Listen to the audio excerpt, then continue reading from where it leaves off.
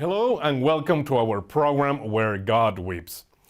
The Kingdom of Eswatini is a small landlocked country that borders South Africa and Mozambique.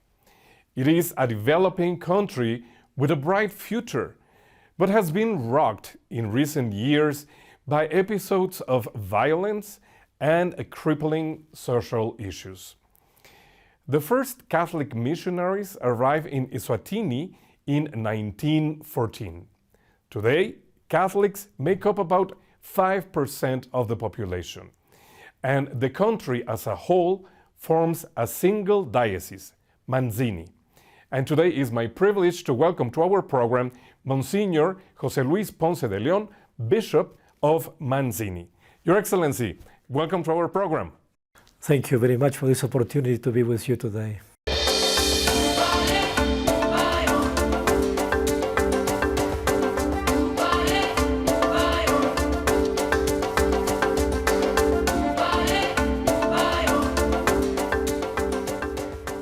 It's not the first time that we have the chance to talk to you. You have been with us in some other occasions. Back then, you were in South Africa.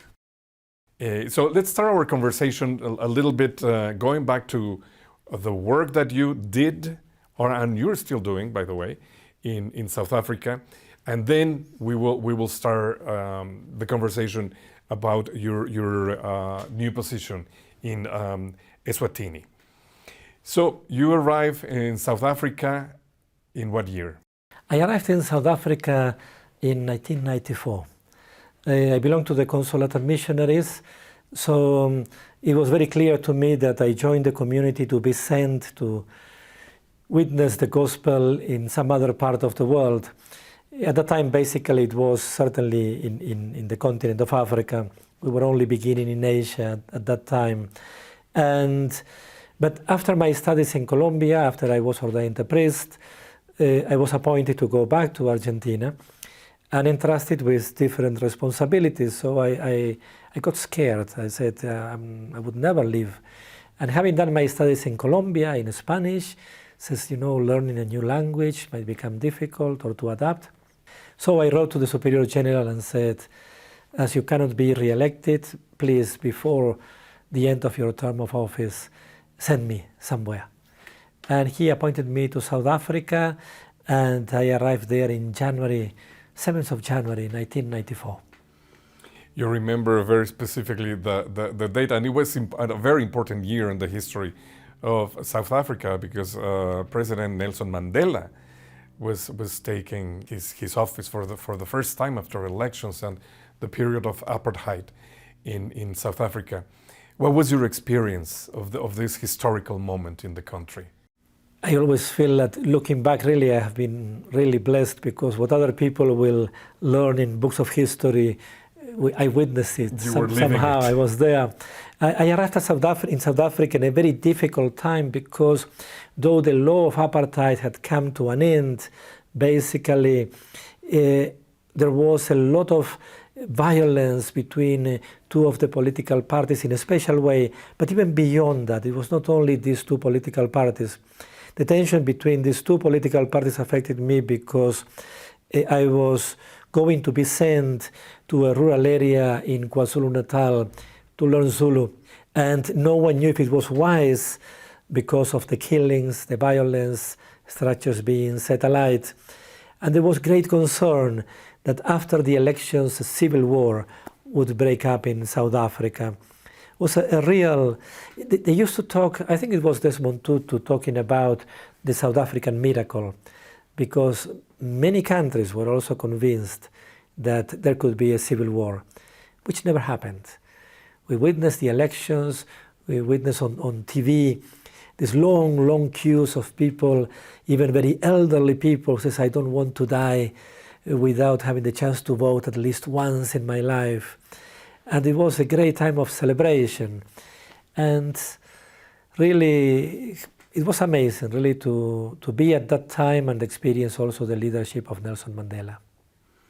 And then years later, you were appointed as apostolic vicar. I was in South Africa then until 2005. and my community transferred me to Italy for some office work in the General House. And as I was there, in 2008, I got a phone call from the Apostolic Nuncio in South Africa, whom I had never met. He had never met me before, letting me know that Pope Benedict had appointed me Vicar Apostolic Vicar of Ingwavuma in northern KwaZulu-Natal. So I went back to South Africa in January 2009, and I was ordained bishop. My predecessor had died 3 years earlier, so the area had been without a bishop for 3 years.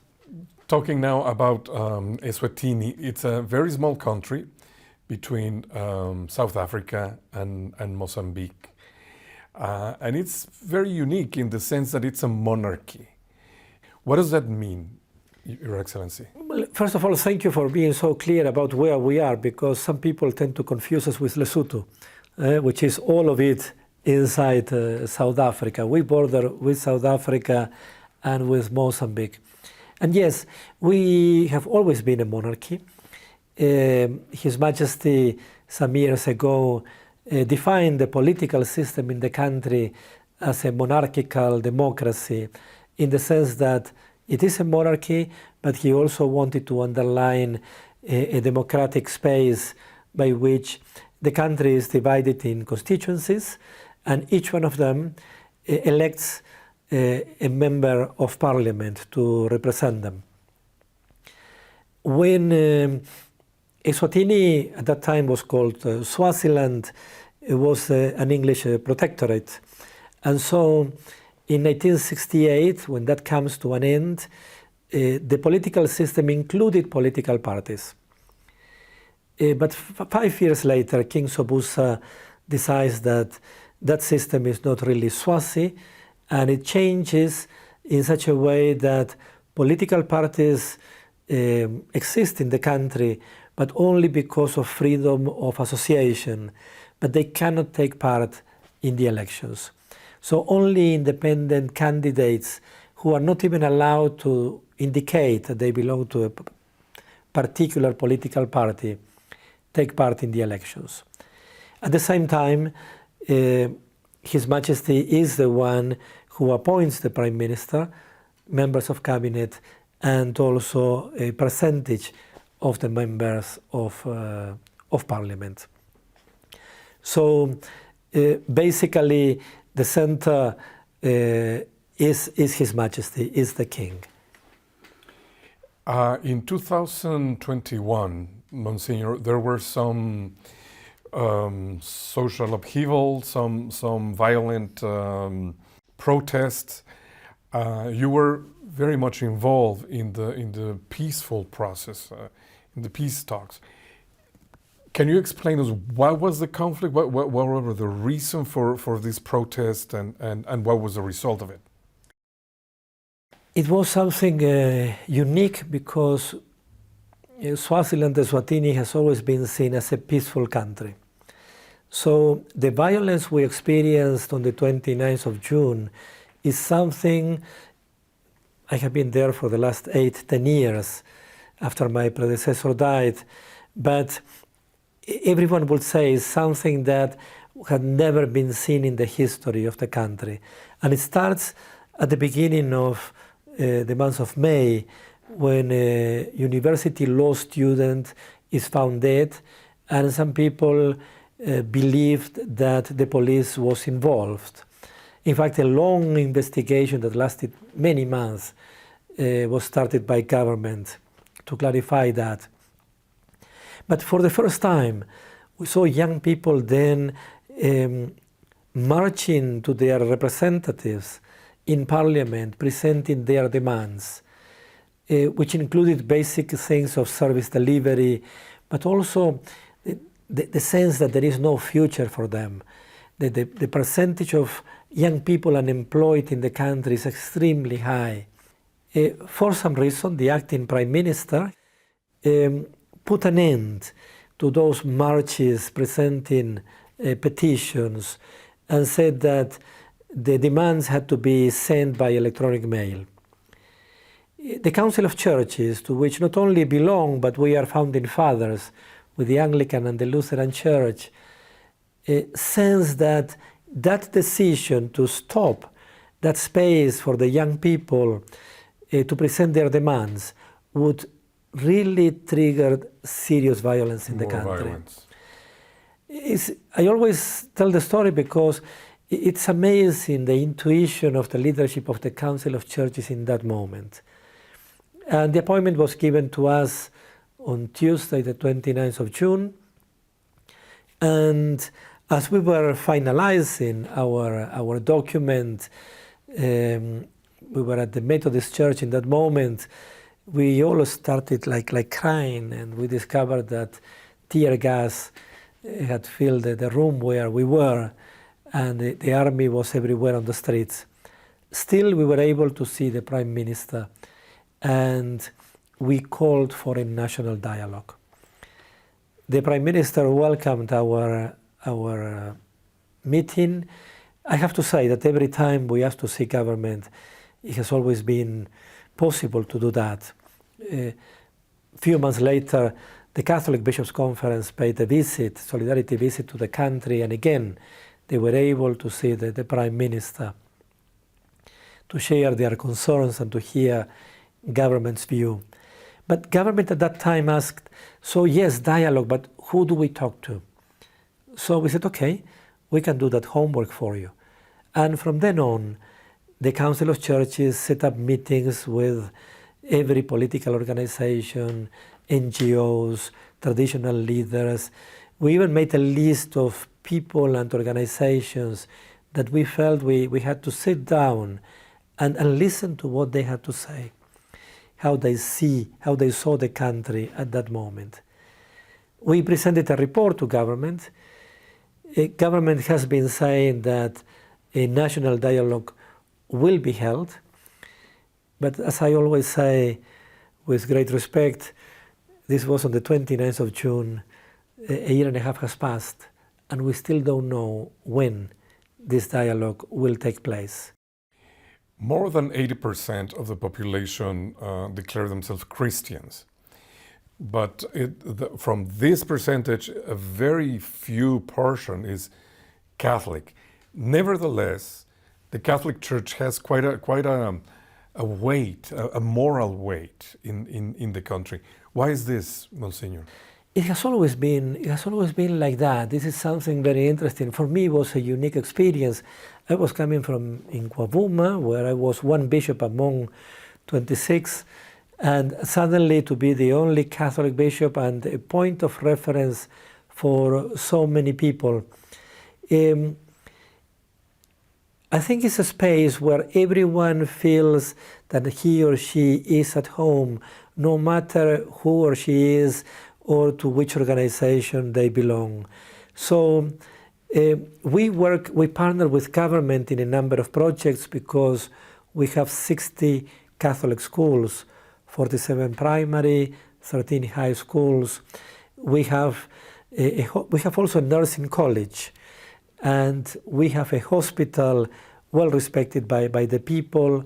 We have 7 clinics, a hospice, and a number of projects being run or by the diocese, by my office as such, or by Caritas Swaziland. So, and these are not projects for Catholics. So it's projects of the Catholic Church at the service of the nation. So this is not only for Catholic people. So who are the people that benefit from all these services? Absolutely anyone. Anyone in the country feels that they have the freedom to go to any Catholic institution, but also even to call and see the bishop. I could say, I don't think I'm wrong, in the last 8-10 years, I don't think there is a single person who ever asked to see the bishop that was not granted an audience. And you must be quite busy, Your Excellency. Sometimes, yes. In fact, I decided that to put appointments on a certain day, because I don't want to be stuck to the office, in the office, or to town. I always tell the people, I am the bishop of the whole country, not of this town. So I need to be able to travel, to move around. So we choose 1 or 2 days, a morning in which sometimes every half an hour there is an appointment, someone is coming. And it must be very comforting for them to be heard. You know, it's something that I had to learn myself, because you are aware that a number of times they are coming to see you because there is a problem, there is a need.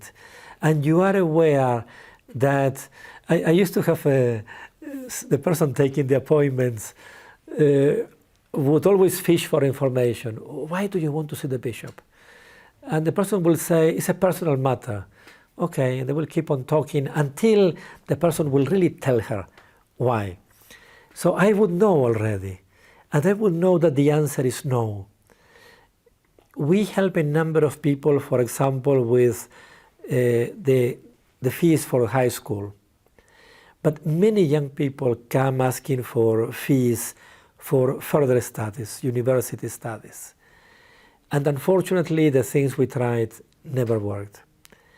So we have a number of young people or their parents coming to see me and say, Bishop, could you help with a bursary? I already know that before they come. I know the answer is no. But that's not the point. The point is exactly, they want to be heard. And I explain to them why we cannot help. And they are deeply grateful for the time I give them. You really care for your sheep. You know, it's interesting. 2014, we celebrated 100 years of the arrival of the first Catholic missionaries. The Southern African Catholic Bishops' Conference decided to have the plenary session in Swaziland, as it was called at that time. And with it also was the time for my installation. Happened, both things came together. And that expression from Pope Francis, it was pointed out by the national media, saying, we have always seen this in the Catholic bishops. It was not just about me, it was about every single Catholic bishop in the country. Your predecessors. Yes. Now, evidently, these social services are needed because the situation of the country. What is the socio-economical condition of the country? The country has always been seen as a middle-income country, but that's not the reality. And now things have become even worse, certainly because of the unrest, but also because the war in Russia and Ukraine. Fuel prices has doubled, and this has certainly affected everyone. One of also of the reasons is not because of this partnership, is not only, certainly it's because of the need, but also because traditionally the government in the country would be happy about the church being involved in this type of services.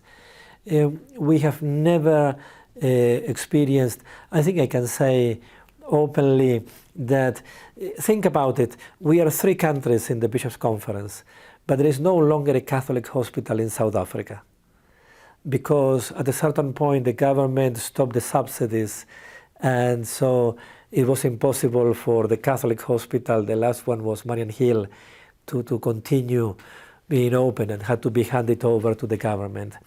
While in Eswatini, traditionally, the government would be happy to partner with the church. And there is a sense of trust because of the way we do things. And even when we find that there is a weakness, we address it. And so we are constantly improving our services. Monsignor, Eswatini, like many other countries in Africa, suffered significantly with HIV, with AIDS. Things have improved, obviously, because of the new medication that has been developed.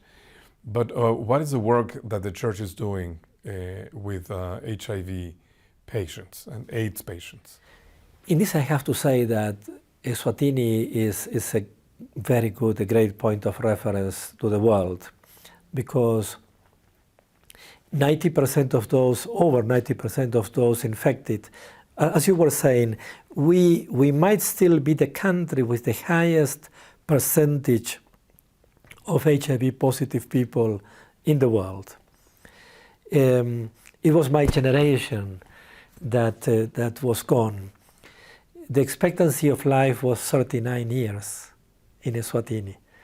Now we are probably in 50 or over 50 thanks to the commitment of the government. In this we have to really recognize this.